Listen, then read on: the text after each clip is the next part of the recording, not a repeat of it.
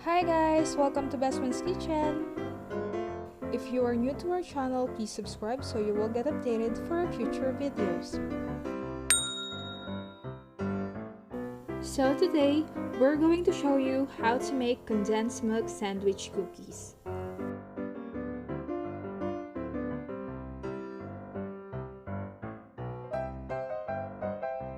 So eto nga pala yung mga ingredients for this recipe. 1 cup all-purpose flour,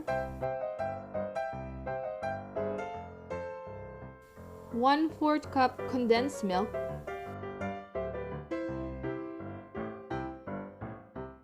and 110 grams of unsalted butter. Tara, simulan na natin! Una, isalin lang yung flour sa isang mixing bowl, tapos i-add yung butter. Tapos, haluin lang ito gamit ang inyong mga kamay hanggang mag-form ang dough.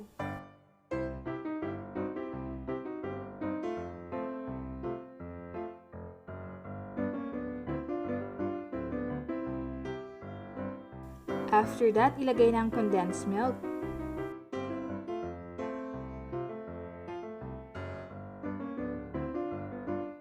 Tapos, i-continue lang ang paghalo hanggang mag-incorporate ang condensed milk sa dough.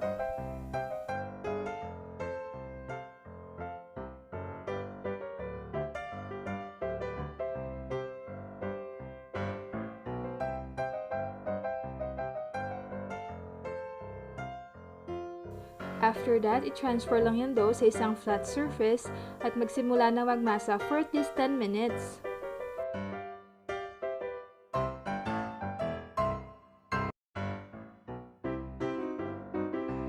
After masahin ng dough, i-roll out lang natin ito with 1/4 inch thickness.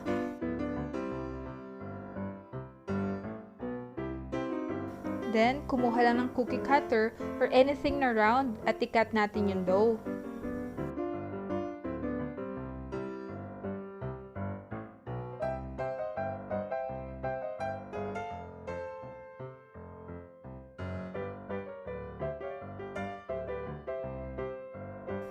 Tapos, ilagay lang natin yung mga dough sa isang baking sheet lined with wax paper. Once na na-form nyo na yung dough, butasan nyo lang yung kalahati sa gitna. Gagamitin natin yung pang-ibabaw sa cookie sandwich. After that, bake it in a preheated oven at 160 degrees Celsius for 10 minutes. By the way guys, if you still haven't subscribed to our channel, please do so. You can also like and share this video and hit the notification bell. So, eto na magiging itsura niya after baking.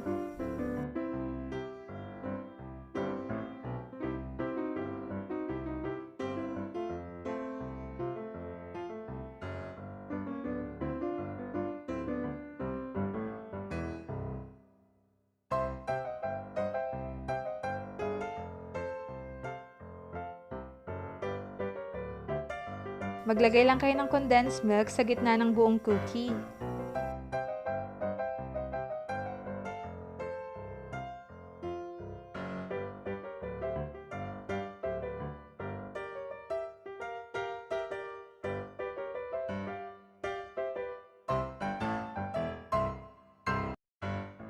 Then, place the cat cookies on top.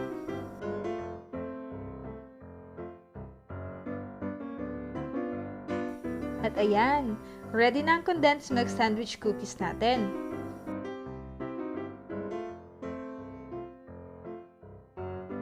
We hope that you enjoyed this video and please give us a thumbs up.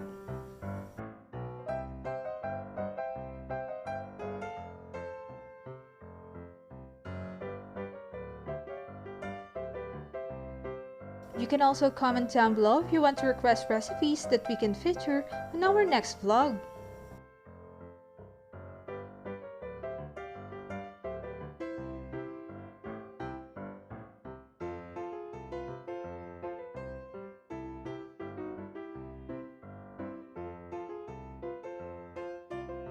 Thank you so much for watching!